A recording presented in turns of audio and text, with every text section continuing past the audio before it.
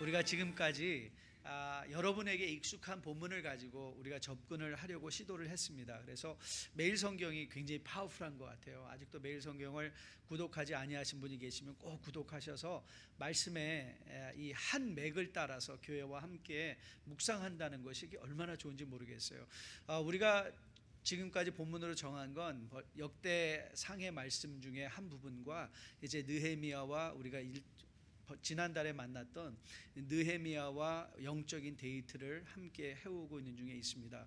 우리는 먼저 축복의 통로로 되어지는 삶을 살기 위해서 가장 기본적으로 갖춰야 될 것이 무엇인가? 우리는 하나님 앞에 열려진 마음의 자세라고 말씀을 드렸어요.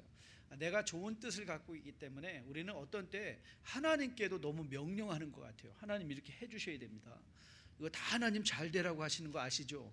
이런 식으로 마음을 먹으면서 하나님께조차도 우리가 막 명령할 때가 있어요. 왜요?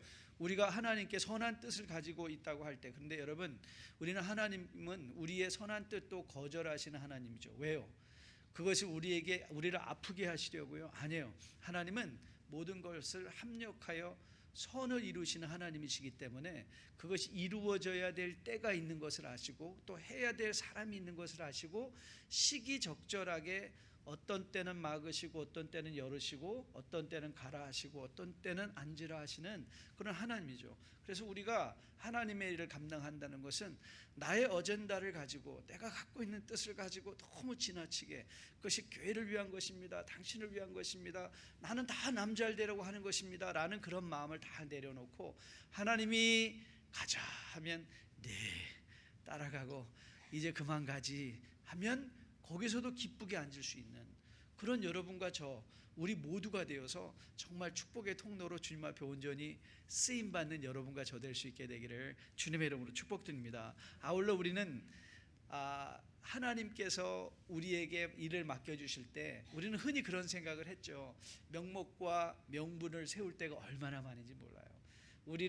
우리가 하나님 앞에 온전하게 서기 위해서 우리를 막는 것 중에 하나를 대라면 그게 체면일 수도 있겠어요. 그래서 우리는 체면에 따라서 말을 하고 체면에 따라서 결정을 할 때가 많은데 오늘 아침에 새벽에 본 것처럼 하나님이 저에게 가장 힘든 일, 분문을 중수하는 일을 맡겨주신다 할지라도 여러분 분문이 뭐라고 그랬죠? 순수 한국말로 똥문을 맡겨주셔도 제가 그 일을 감당하겠습니다.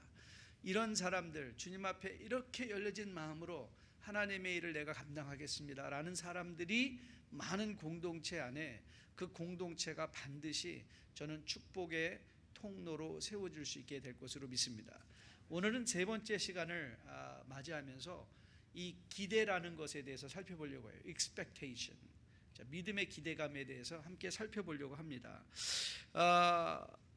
오늘 이 느헤미야의 전체적인 큰 역사적인 배경을 보면 여러분이 잘 아시는 대로 느헤미야는 고레스의 칙령으로 바벨론의 포로 귀환 1차 귀환이 이루어진 100년 후를 설정하고 있습니다. 그러니까 이미 1차 포로 귀환은 100년 전에 이루었죠.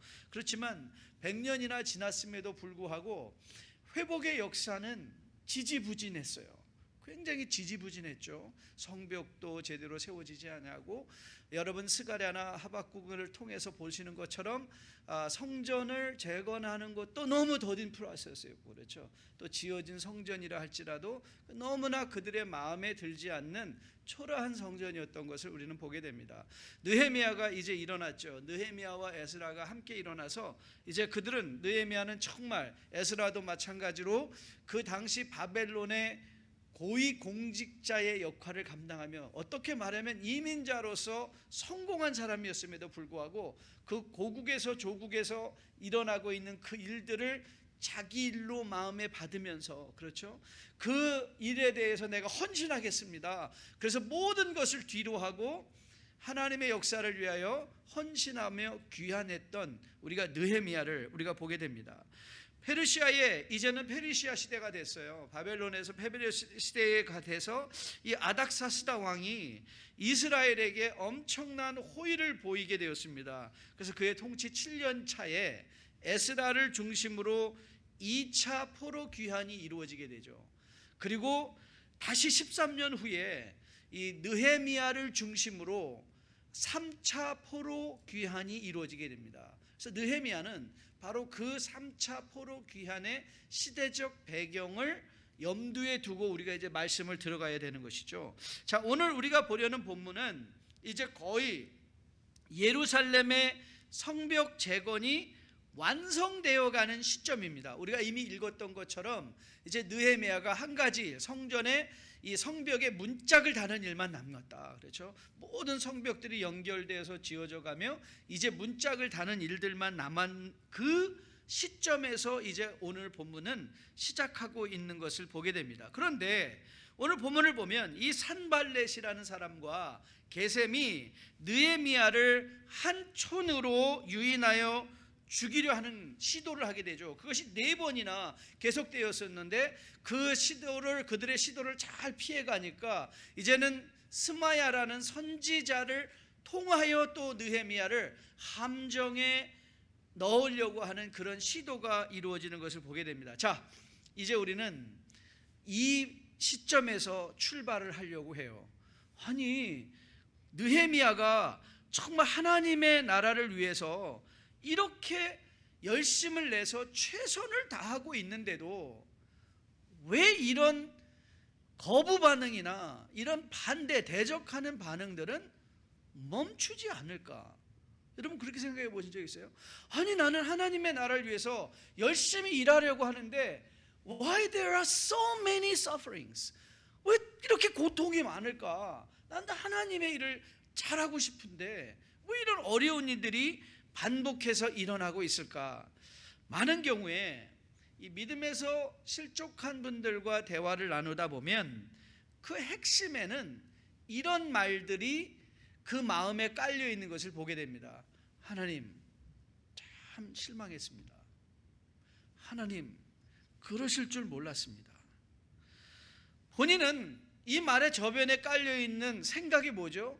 나는 나름대로 열심히 선한 의도를 가지고 하나님을 섬기려고 했고, 나는 선한 의도를 갖고 이웃을 돕기려고 했는데 왜 우리는 도리어 어려운 일을 당하고, 왜 도리는 사람들에게 배신을 당하고, 왜 하나님 앞에 하나님은 우리가 원하고 추구하고자 하는 것을 속히 이루어지지 아니하실까? 그래서 대부분은요, 그래서 실망해서 떠나는 것이죠. 여러분 보세요. 요즘 한국의 가나안 성도들이 차고 넘치고 있다고 하죠. 가나안 아시죠? 안나가를 거꾸로 하면 가나안이래요.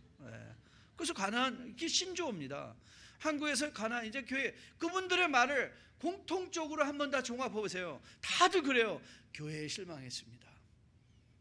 하나님께 실망했습니다. 사람들에게, 목사님께 실망했습니다. 이런 말들이 엄청나게 그들에게 나오고 있는 것을 보게 됩니다. 여러분, 제가 이 출애굽기를 읽다가 이 구절을 발견하고서는 한참 머물러서 생각한 적이 있어요. 그게 어떤 구절이냐면 출애굽기 1장 7절입니다. 한번 잘 들어보세요. 짧은 말씀인데 한번 잘 들어보세요. 이스라엘의 자손은 생육하고 불어나 번성하고 매우 강하여 온 땅에 가득하게 되었더라. 자, 여러분 이 말 한 구절만 들으면 뭐 이스라엘 대단한 나라 같지 않습니까? 그렇죠. 보세요. 생육하고 불어나 번성하고 매우 강하여 온 땅에 가득하게 되었더라. 그런데 여러분, 이스라엘의 현실은 뭐였죠? 노예였습니다. 노예였어요. 저는 이 구절에 하나님 앞에 물음표를 붙여놨어요. 하나님, 아니 이 구절 말 들으면 무슨 지금 이스라엘이 세계의 슈퍼파워인 줄 알겠는데, 비록 이들은 하나님은 생육하고 불어나 번성해서 매우 강하여 온 땅에 가득했으면, 그러면 이들이 무언가 큰 나라가 되어 있어야 되는데 종이죠. 그래서 우리는 이렇게 생각하죠. 이거 좀 이상하다. 그런데 여러분, 성경을 보면 그게 하나님의 방법이시죠. 그게 하나님의 방법이시죠. 우리가 믿음을 무엇을 기대할까? 여러분, 우리가 믿음 생활을 한다는 것은요, 여러분 믿음의 1학년에서 2학년으로 이 말에 여러분들이 많이 영향을 받은 것 같아요. 초등학교 1학년을 10번 다니면 몇 학년이라고 그랬죠? 예. 10학년 아니에요. 오해하시면 안 돼요. 여러분 만약에 교회에 학년이 있다면 여러분 교회 10년 다니면 10학년인가요? 아니에요. 교회 첫 1년 경험을 10번 반복할 수 있어요. 나갔다 들어왔다 나갔다 들어왔다, 시계추와 같이. 그래서 교회를 10년 다녔는데 그럼 영적인 10학년이 좀 돼야 되는데 다 영적 1학년이에요. 왜요? 1학년만 반복했기 때문에 그렇죠. 여러분, 신앙에 그러면 성숙한다는 게 무슨 뜻일까? 여러분 그렇게 생각해 본 적 있어요? What does it mean that we grow in Christ? 우리가 그리스도 안에서 성장한다는 것의 의미는 무엇일까? 여러분, 그리스도인에서 성장한다는 것의 의미가 뭔지 아세요? 그것은요, 우리가 하나님의 마음으로 세상을 바라보니까 우리가 기대하는 게 변하는 거예요. 어린아이와 어른의 차이가 뭐죠? 어린아이와 어른의 차이는요, 세상을 바라보고 기대하는 게 달라요. 기대하는 게 달라요. 여러분, 생육하고 번성하여 강하면 세상을 정복하는 것 같은데 하나님은 그런 방법이 아니라는 거예요. 그런 방법이 아니라는 거예요. 여러분, 이런 면에서 보면 구약의 모든 인물들을 생각해 보면 이런 현실이 분명한 것 같아요. 하나님의 부르심으로 아브라함이 자기가 정든 땅이었던 그 고향을 떠나갑니다. 그래서 그 앞에 일어났던 일들은 뭐죠? 아브라함은 그 당시에 가장 하나님의 축복을 받은 사람이죠. 왜요? 하나님의 부르심을 받았기 때문에. 하지만 그의 현실은 어땠나요? 현실은 쉽지 않았어요. 현실은 어려웠어요. 떠돌아다니는 삶, 목숨이 두려워서 애굽의 바로왕이나 또 주변에 있는 왕들에게 자기 자신을 숨겨야 하고 심지어는 아내를 누이라고 속여야만 하는 그런 현실 앞에 그는 늘 서 있었어요. 여러분이 창세기를 잘 읽다 보면 요셉의 스토리를 한번 잘 읽어보세요. 저는 요셉의 스토리를 계속 읽을 때마다 새롭게 저에게 다가와요. 여러분, 요셉이 형통했다는 말은 언제만 그에게 적용되는 줄 아십니까? 성경은요, 요셉이 형통했다는 말을 언제 쓰냐면 그가 노예가 되었을 때 하나님이 그를 형통케 하심으로 보디발의 온 집안에서 그가 칭송을 받게 됐어요. 아니, 형통케 하시면 빨리 보디발의 집에서 탈출해야죠. 그리고 자기가 보디발이 돼야 되죠. 그렇죠? 그런데 하나님은 형통케 하시는데 그는 아직 뭐예요? 노예예요. 노예. 여러분, 그 감옥에 들어갔어요. 감옥에도 똑같은 말이 등장합니다. 하나님이 형통케 하심으로 그가 감옥 안에서, 아니, 감옥 안에서 형통케 되면 무슨 차이가 있어요? 그렇지 않아요?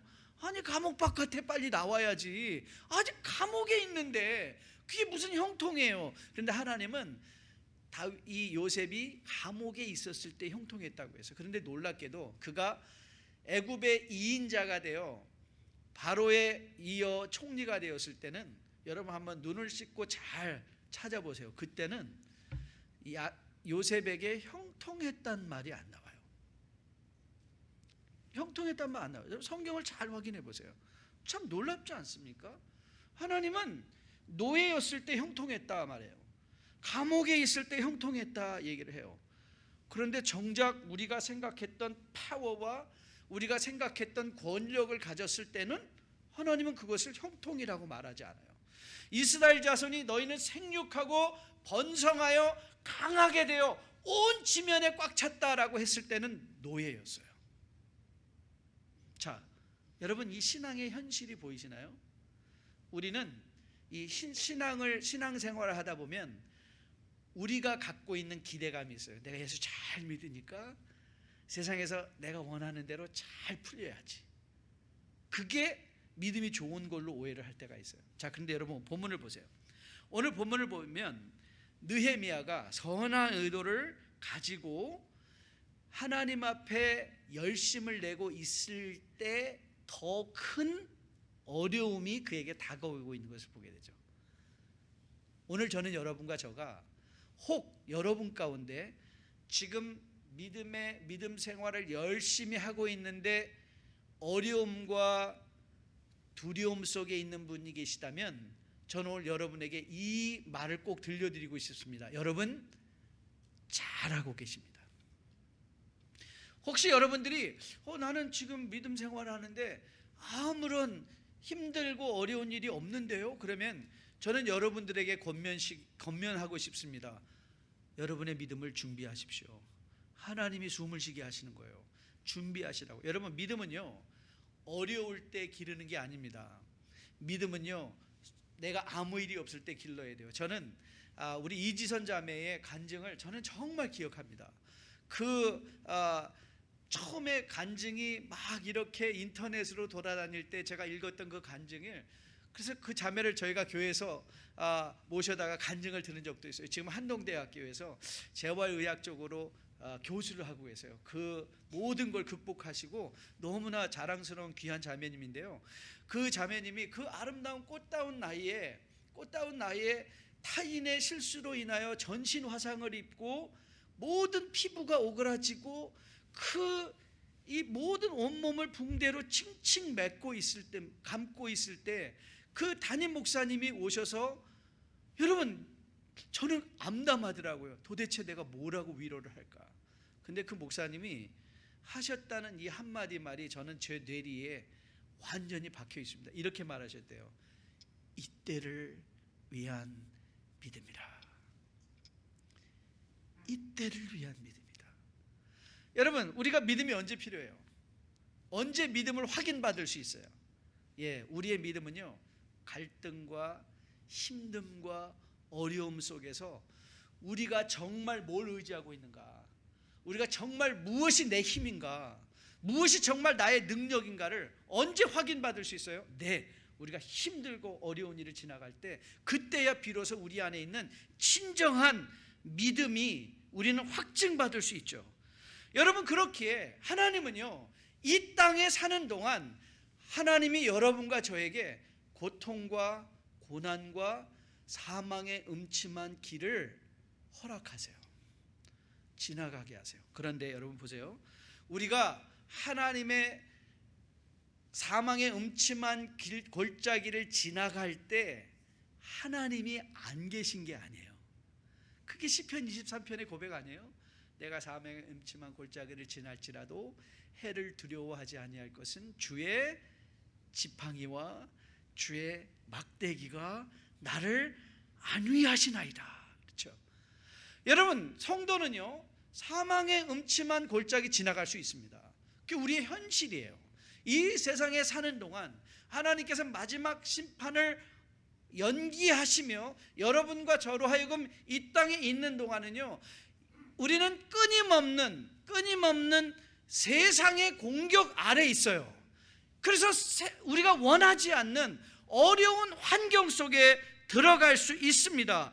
그런데 여러분, 이때 느헤미야가 교훈이 된 건, 여러분이 본문을 보면서 느헤미야가 아니 하나님, 도대체 이게 왜 이런 사람들만 주변에 붙여주십니까?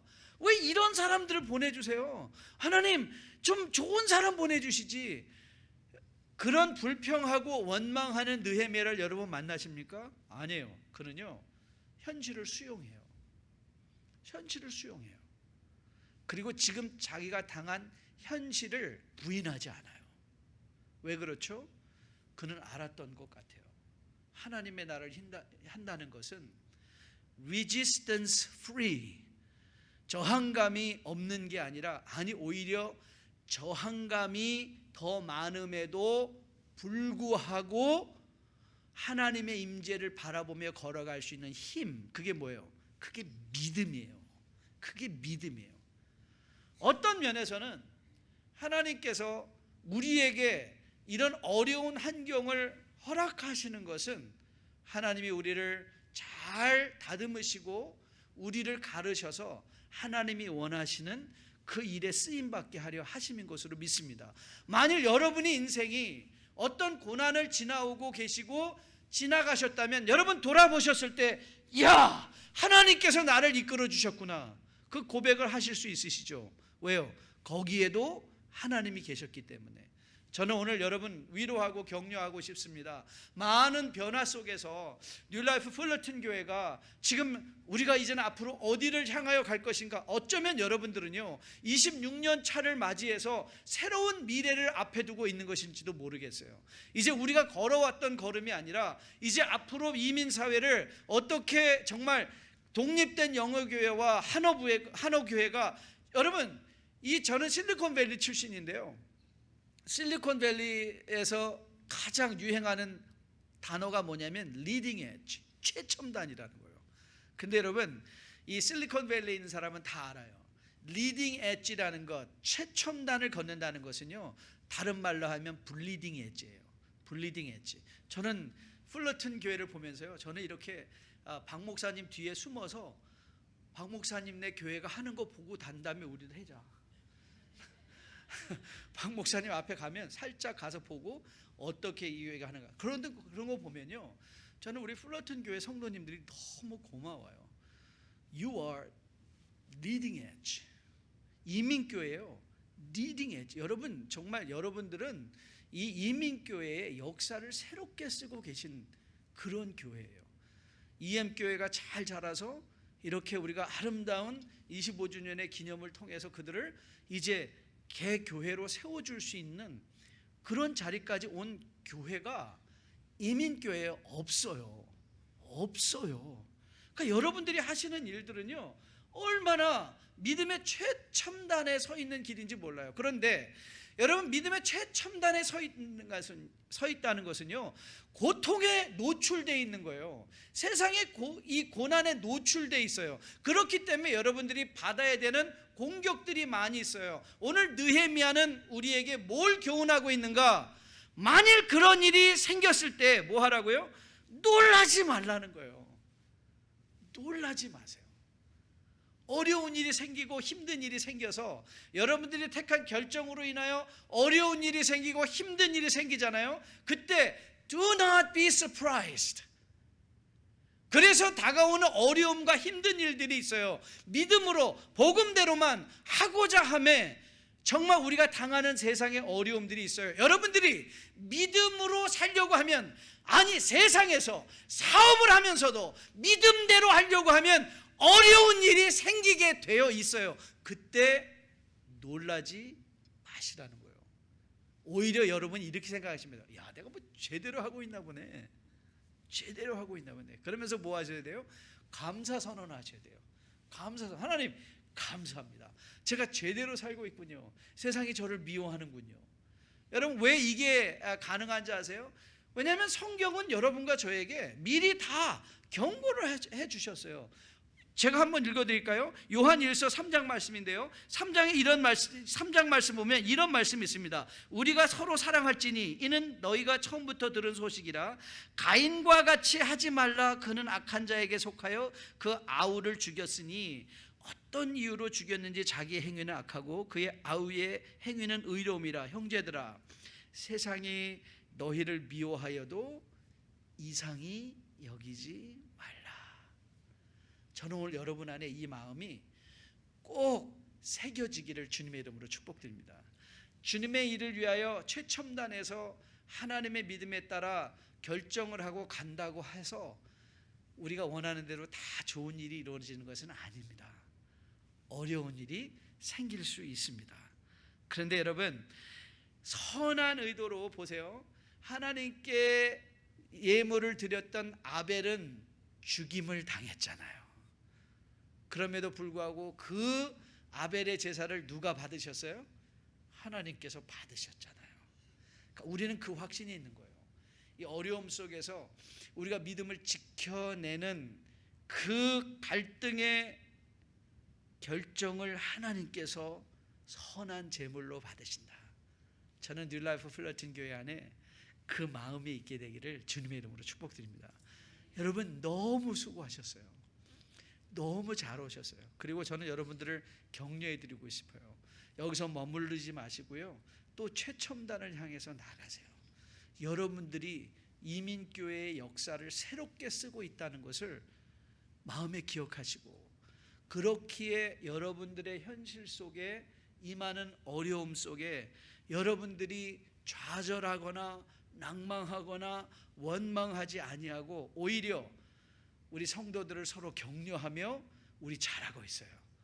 우리 앞을 향하여 다시 한번 더 힘찬 전진을 해봅시다.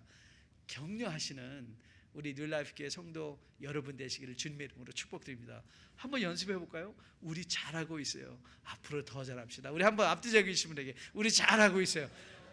우리 잘하고 있어요. 더 잘합시다. 우리 잘하고 있어요. 더 잘합시다. 자, 그러면 오늘 저는 느헤미야를 통해서 우리가 보다 어떻게 더 잘할 수 있을 것인가, 어떻게 더 성숙함으로 이제 우리가 믿음의 현실 속에서 당하는 고통을 이상하게 여기지 아니하고 그러면 그 현실을 우리가 어떻게 극복하고 대처해 나갈 것인가, 저는 오늘 느헤미야를 살펴보면서 몇 가지 아주 실질적인 교훈을 우리가 마음에 받아보기를 원합니다. 느헤미야를 통해서 우리가 가장 먼저 받는 교훈은 뭐냐면 막연함이 아닌 분명한 현실적 감각을 가지라는 거예요. 저는 이게 정말 성도에게 필요한 성품이라고 저는 생각합니다. 오늘 2절 말씀을 보니까 산발렛과 게셈이 내게 사람을 보내어 이르기를 오라 우리가 오노 평지 한촌에서 만나자 하니, 그런데 거기에 우리 나머지 부분 같이 한번 읽어볼까요? 느헤미야가 이 현실에 깨닫고 있던 느헤미야의 깨달음이 무엇이었나요? 실상은 나를 해하고자 함이었더라. 느헤미야는요 깨어 있었어요. 지금 산발렛과 게셈이 뭘 생각하고 있는지를 알고 있었어요. 그는 깨닫고 있었죠. 또 12절 말씀 보면요 스마야 선지자의 그 시도가 있었죠. 자, 12절을 한번 첫 번째 단어가 어떻게 시작하고 있죠? 깨달은즉. 그렇죠. 자, 보세요. 느헤미야는 실상을 알고 있었고요, 느헤미야는 현실을 깨닫고 있었어요. 현실을 깨닫고 있어요. 저는 제가 마음에 기억하고 있는, 제가 마음에 늘 잊지 않으려고 노력하는 한마디 목사에게 주는 우리 칼 발트 목사님의 그 조언을 저는 기억하고 있습니다. 칼 발트 목사님이 이렇게 말씀하셨어요. 한 손에는 신문을, 한 손에는 성경을. 그렇죠? 우리가 현실을 직시함이 없이는 우리가 성경이 막연한 뜬구름 잡는 교훈이 되기가 쉽단 말이죠. 그래서 저는요 굉장한 다양한 독서를 합니다. 저는 거의 도대체 이 세상은 무엇을 재밌다 하는가, 세상이 재밌어 하는 영화에도 관심이 많고요, 물론 시간이 없어서 다 보지는 못해도 그 영화에 관한 기사는 꼭 읽으려고 노력하고요. 저는 우리 한국 사람들이, 저는 한국 목회를 하니까 한국 사람들이 어떤 드라마에 관심을 갖고 호응을 하고 있는가. 최근에는요 저는 우리 청소년들의 그 마음을 알고 싶어서 저는 BTS라는, 아세요? 방탄소년? 저랑 비슷하게 생긴 7명의 아이들이 그건 아니겠죠, 그렇죠? 예, 저는 방탄소년에 관한 다큐멘터리, 그들을 분석하는 글들 수십 편의 논문도 다 읽었습니다. 왜요? 그들을 알고 싶어요. 저는요 세상을 알고 싶어요. 세상의 돈은 어떻게 돌아가는가, 세상의 경제 시스템은 뭔가, 실질적인 파워는 뭔가, 어떻게 이 세상은 움직이고 있는가. 왜 그런가 하면 저는 그 세상에 하나님의 말씀을 가져가고 싶어요. 그 세상을 알아야 하나님의 말씀을 우리가 거기에 적용함으로 말미암아 세상을 이길 힘을 가질 수 있지 않겠습니까? 그런데 우리는 너무나 많은 경우에 현실에 대한 막연한 기대감이 있어요. 막연한 기대감. 그 막연한 기대감이 뭐냐면 우리가 뭐 다 잘하자고 하는 건데 뭐 잘 되겠죠. 그런 생각을 할 때가 많이 있는 것 같아요. 저는 개인적으로 목회를 할 때 그런 걸 많이 했던 것 같아요. 앉아서 저는 이 퀘스천을 항상 해요. 어떤 한 가지 일을 할 때 what if 만일 누가 이렇게 말한다면 나는 어떤 생각을 가질까? 만일 이런 문제가 생긴다면. 물론 우리가 할 수 있는 인간의 한계가 있죠. 하지만 저는요 이런 contingent plan 한번 다 생각해 보고 싶어요. 어떻게 이렇게 됐을 경우에는, 이럴 때는 나는 어떻게 행동하고 하나님의 말씀 뭘 말하고 있을까? 그거를 하다가, 그리고 맨 마지막에는 뭘 하냐면 하나님 I've done my best, 내가 하나님 앞에 최선을 다해서 공부하고 준비했습니다. 나머지는 하나님 알아서 해주세요. 그러나 거기까지 가는 작업 중에 내가 할 수 있는 인간의 최소한의 노력, 그렇죠?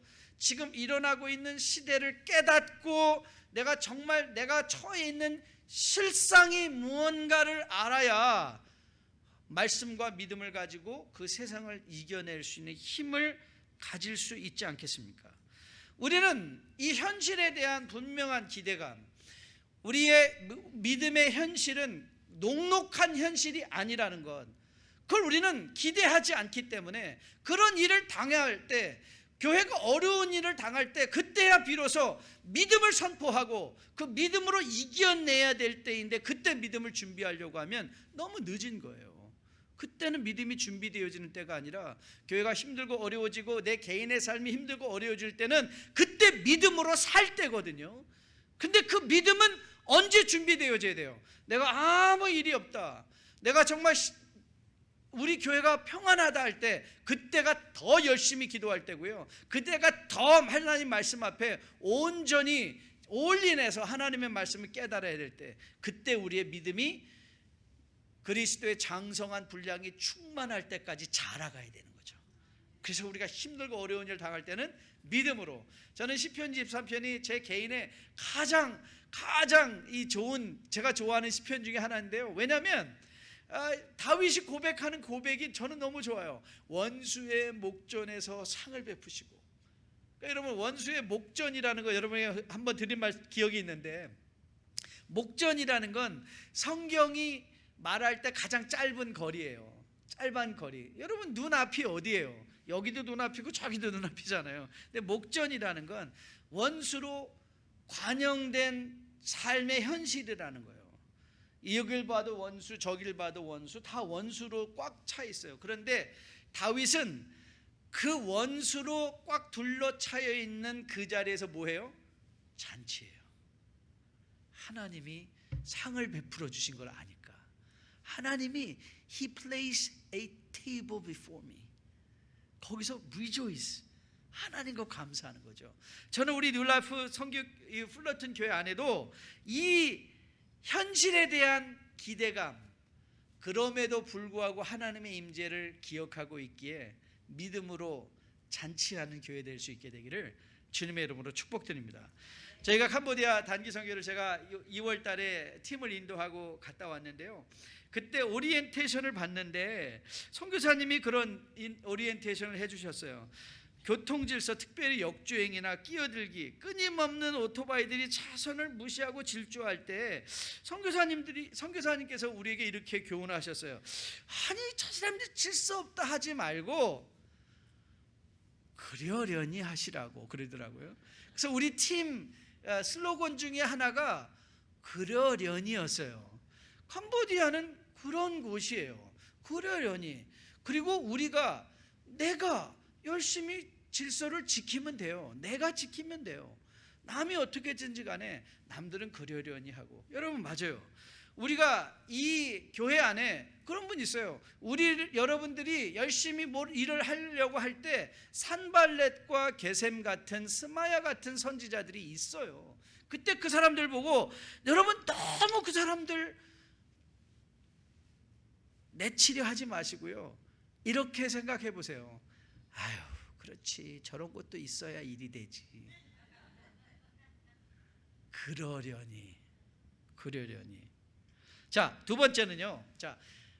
느헤미야는 상황을 분명하게 인식하고 있었을 뿐만 아니라 그는 상황에 대한 단호한 대처함이 있었어요. 단호한 대처. 3절 4절 말씀을 본문을 보니까, 내가 그들에게 사자들을 보내어 이르기를 내가 이제 큰 역사를 하니까 난 내려가지 않겠다. 그들의 실상을 파악하고 있을 뿐만 아니라 그는요, 느헤미야는 자기가 하고자 하는 일에 이미 선택과 집중이 되어 있었어요.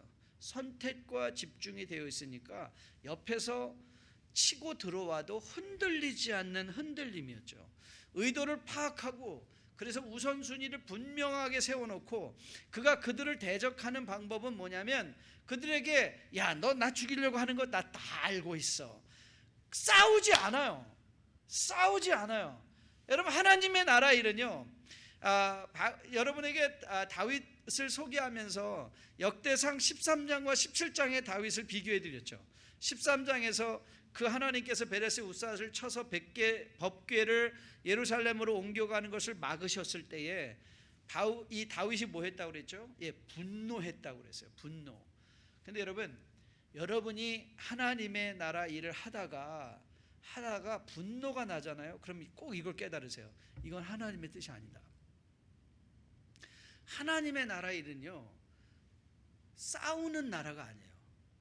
우리의 진정한 싸움이 이 영적인 존재에 대한 싸움. 그래서 우리는 자꾸 그들의 손에 들려서 농락당할 때가 많이 있는 것 같아요. 농락당할 때가. 우리가 싸움의 실체를 분명히 알면 누구와 싸워야 되는지를 알아요. 그런데 보세요. 오늘 느헤미야는 산발랏과 게셈과 싸우지 않아요. 스마야와도 싸우지 않아요. 그러나 그가 그들에게 대답을 할 때는 내가 큰 역사를 하니까 못 내려가겠다. 여러분, 이 느헤미야가 보이시나요? 이 느헤미야가 보이시나요? 느헤미야는 누구와 싸워야 되고 누구와 싸우지 말아야 될지를 바로 알고 있었어요. 이런 일이 어디서 오는가? 느헤미야의 우선순위가 분명하게 세워져 있었기에 그 우선순위가 뭐였죠? 성벽을 재건하는 것이 느헤미야의 우선순위였어요. 프라이어리티였어요. 성벽을 세워 그 안에서 백성들이 안전하게 하나님의 말씀을 듣고 하나님의 놀라운 임재 가운데 변화를 체험하기 위해서. 그래서 그는 이 성전의 역사가 이 성벽 재건의 역사가 중단되지 않게 하기 위해서는 다른 모든 싸움으로부터 자기 자신을 지켜요. 자기 자신을 지켜요. 그러면서 그가 말하죠. 나는 우선순위가 있다.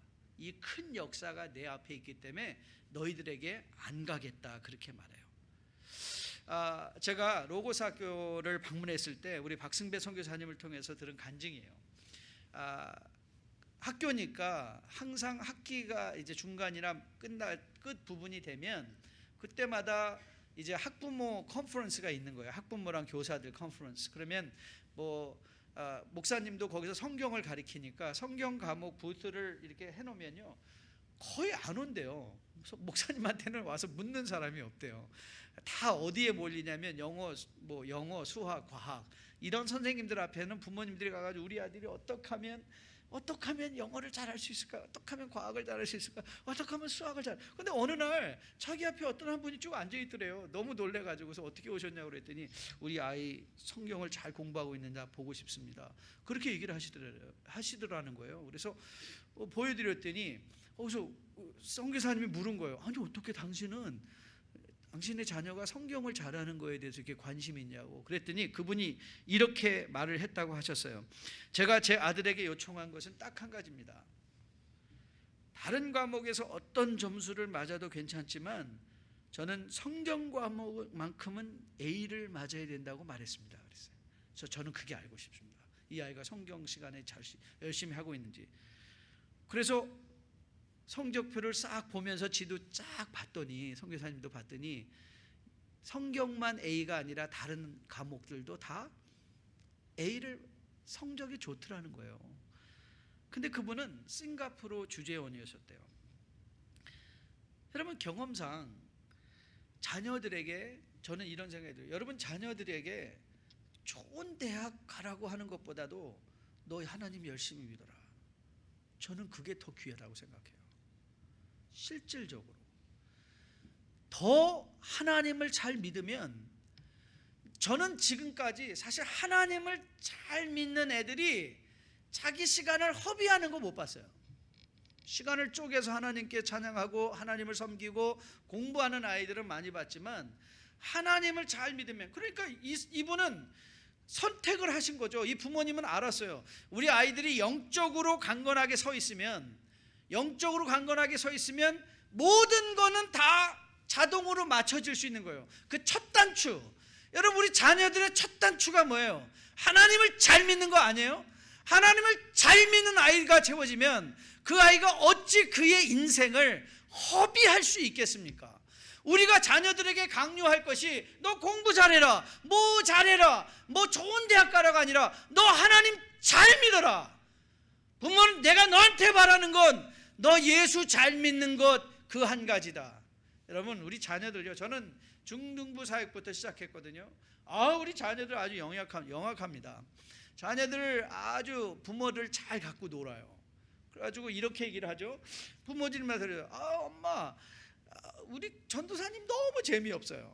사실 제가 여러분들 들으신 분도 있을 텐데요, 제가 간증을 하면 제가 사실 2세 목회를 하고 싶었어요. 그런데 하나님께서 저를 급하게 1세 목회를 할 수 있도록, 그래서 1세 목회를 했어요. 그때 저는 생각했어요. 하나님, 저는 2세들을 위해서 뭔가 좀 인생을 보내고 그들을 섬기고 싶은데 왜 저는 한국에서 교회를 다녀본 적이 없기 때문에 한국 분들이 어떻게 교회 생활을 한다는 건 전혀 모르잖아요. 그러니까는 저는 1세 목회하고는 맞는다고 생각을 해본 적이 없거든요.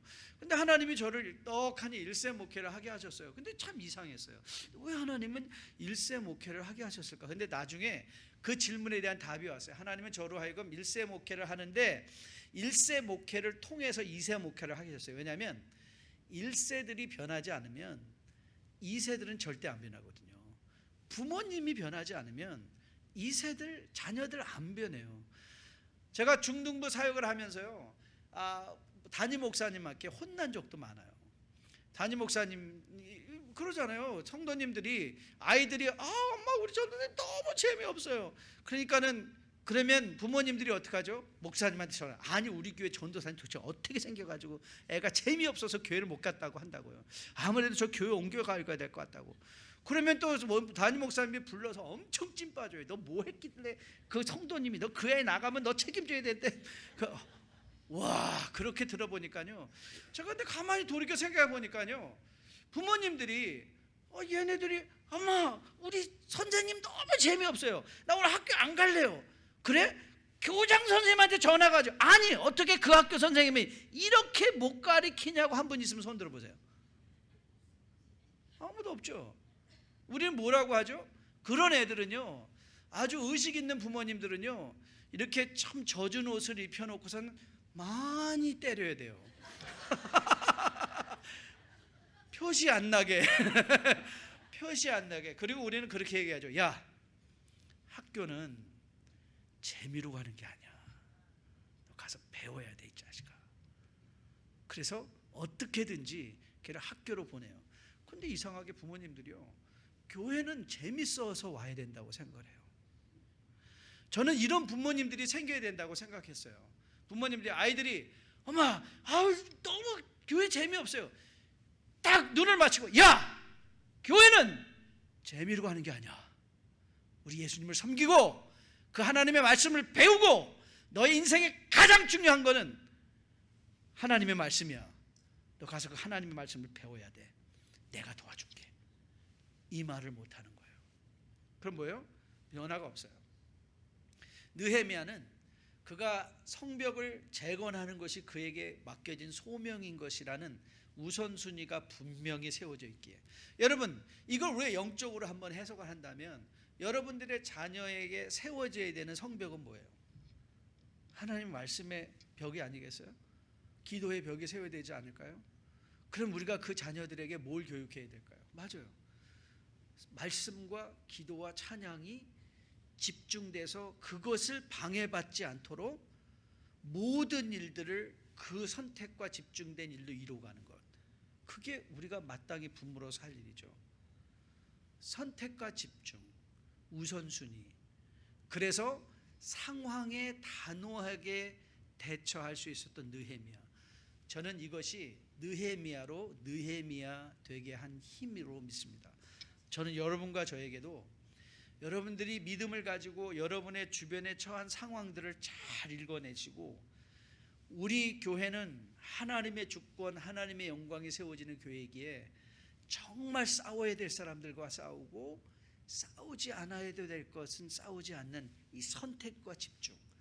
그래서 그 하나님이 세워주신 그 미래의 비전을 향하여 나아갈 수 있는 여러분과 저 될 수 있게 되기를 주님의 이름으로 축복드립니다. 그리고 마지막에 느헤미야가 상황을 확실하게 판단하고 상황에 대해서 단호하게 우선순위의 선택과 집중을 통해서 자기의 소명을 이루고자 하는 결정 이후에 이제 느헤미야가 우리에게 보여주는 것은 자기가 할 일을 다 한 후에 하나님께 의지하는 의존성입니다. He truly, utterly depend himself on God. 하나님 앞에 전적으로 의지합니다. 여러분 14절 말씀 다시 한번 읽어볼까요? 14절 말씀 우리 같이 본문의 14절 같이 읽습니다. 내 하나님이여 도비야와 산발락과 여선지 노야다와 그 남은 선지자들 곧 나를 두렵게 하고자 한 자들의 소행을 기억하옵소서. 느헤미야는 산발렛과 게삼과 여기 등장한 노야다와 남은 선지자들 그를 두렵게 하던 자와 싸우지 않죠. 그리고 오히려 그들은 누구한테 맡겨줘요? 하나님 이들을 기억해 주세요. 기억하라는 게 무슨 하나님이 이들을 판단해 주세요. 그 말한 거 아닙니까? 그러니까 느헤미야는요 완전히 맡겼어요. 그런데 저는 이 느헤미야가 하나님 앞에 간구하는 것에 또 저는 몇 가지 교훈을 삼으려고 해요. 가장 먼저는 그가 얼마나 구체적으로 하나님 앞에 기도했는가, 그리고 그가 얼마나 정직하게 자기 마음을 하나님 앞에 표현했는가, 그리고 그가 어떻게 전적으로 하나님을 의존했는가. 여러분 보세요. 그는 누구를 하나님 앞에 드려 기도해야 되는지를 분명히 알았죠. 그 이름이 정확하게 적혀 있죠.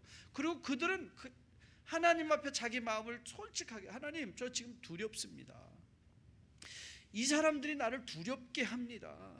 그리고 내 상황이 쉽지 않습니다. 하나님 저 좀 도와주세요. 하나님 저를 기억해 주세요. 그리고 저들의 소양을 하나님께서 판단해 주세요. 느헤미야가 직접 가서 그들을 판단하는 것이 아니라 그들의 판단을 누구에게 맡겼어요? 하나님께 맡기고 하나님 나를 도와주세요. 그리고 하나님 앞에 기도하며 나갔던, 저는 이 느헤미야가 여러분과 저가 배워야 될 느헤미야라고 저는 믿습니다.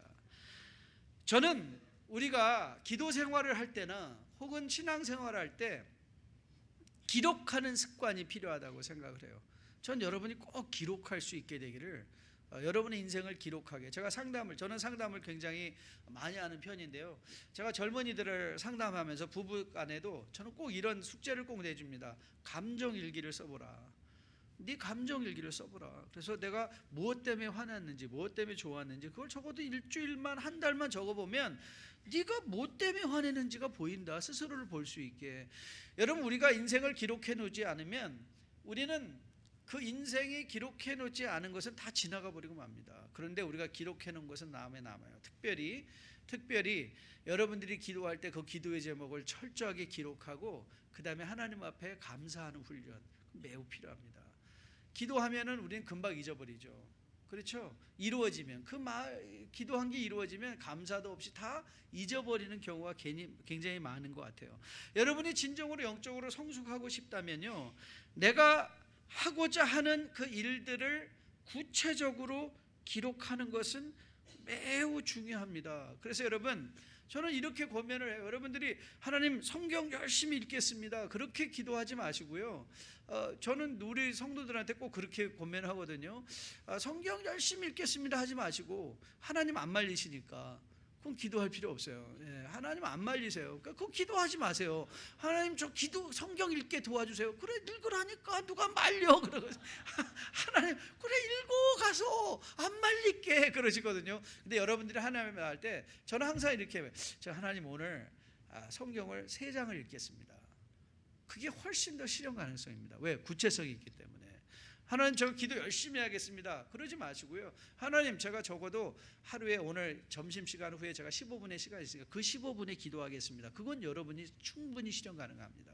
그런데 여러분의 기도가 구체적이지 아니하면, 여러분들이 하나님의 도움을 향한 것들이 구체적인 것이지 아니하면요, 하나님이 여러분들이 그 자리에 들어서기까지 기다리세요. 여러분 하나님은요 그게 바로 학년이 넘어간다는 거예요.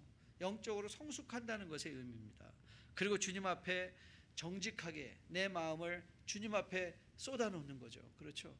사람들은 많은 경우에 그런 경우가 많이 있는 것 같아요. 하나님 앞에 가서 해야 될 말들을 인간한테 가서 하고 하나님 앞에 나가서는 체면 차리세요. 전능하신 하나님. 제가 시편을 읽으면서요, 계속 제가 시편을 반복하면서 읽은 게 뭐냐면, 이 시인들이 하나님 앞에 얼마나 정직하게 자기 마음을 털어놓고 있는가였었어요. 너무나 적나라한 단어들을 사용하더라고요. 그래서 저도 하나님 앞에 그렇게 성도님들한테는 계속 웃고, 그런데 하나님 앞에 나가서는 하나님 그거 기억해 주세요. 그러니까 여러분들 주의하셔야 돼요. 그렇게 안 합니다. 저는 예수님 닮아서 다 용서해 달라고 그렇게 기도합니다. 그러나 여러분들에게는 권면하고 싶어요. 여러분 힘들게 하는 분이잖아요. 오늘 느헤미야를 통해서 보세요. 느헤미야는 산발랏하고 가서 싸우지 않아요. 인간하고 싸워서 이기면 이기는 자가 없어요. 다 져요.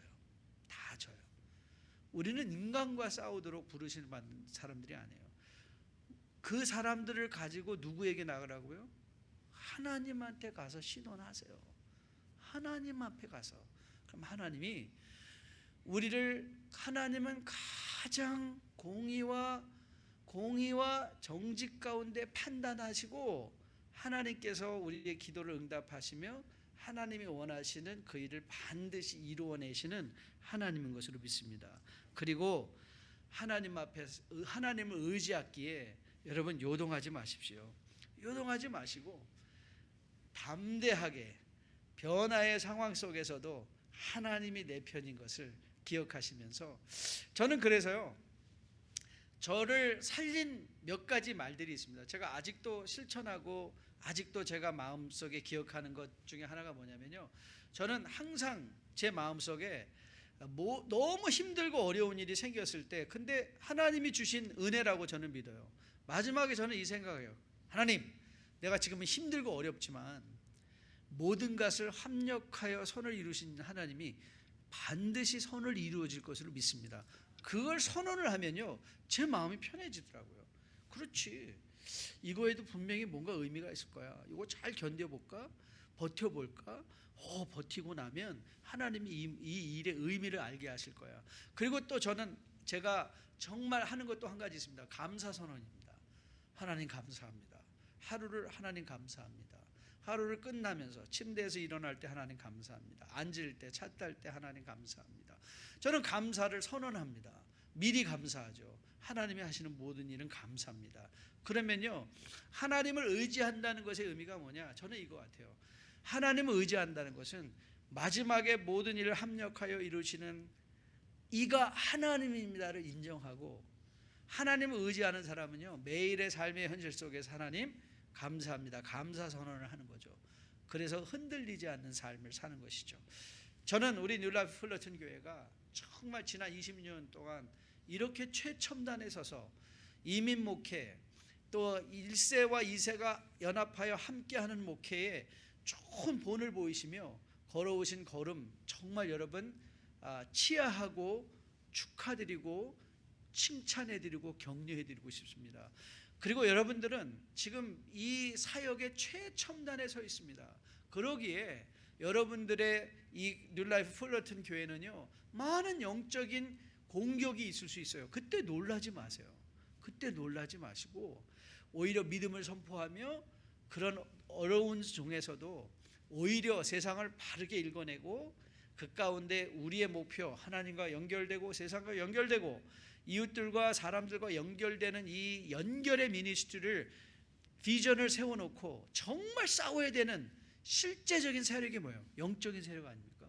그 영적인 세력 앞에 전쟁을 선포하고 하나님 앞에 무릎 꿇으며, 그러나 모든 일을 합력하여 선을 이루시는 하나님을 인정하고, 그리고 그분께 미리 감사하며 앞으로 여러분들이 펼쳐갈 또 10년의 사역이 주님께서 기뻐 받으실 아름다운 산재물의 복된 사역 될 수 있게 되기를 주님의 이름으로 축복드립니다.